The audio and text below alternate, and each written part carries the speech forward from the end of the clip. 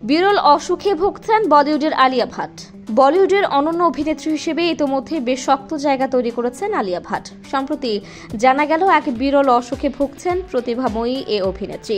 আর বিষয়টি নিজে জানিয়েছেন আলিয়া।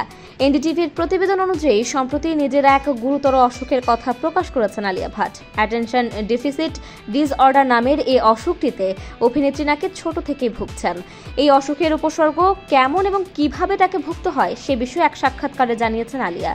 তিনি বললেন, এমন কিছু কাজ আছে যা আপনার মনে হবে আপনি সেটা দ্রুত শেষ করতে পারবেন।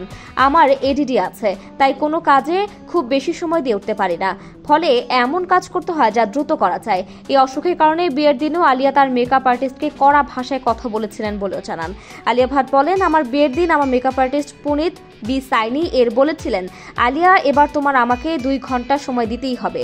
আমি ওকে বলি, আপনি তাহলে কাজটাই হারাবেন, কারণ আমার বিয়ের দিন আমি আপনাকে কখনো 2 ঘন্টা দেব না, কারণ আমি আমার বিয়েটা উপভোগ করতে চাই।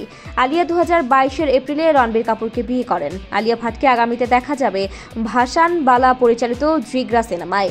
Desk report, অপরাজয়া।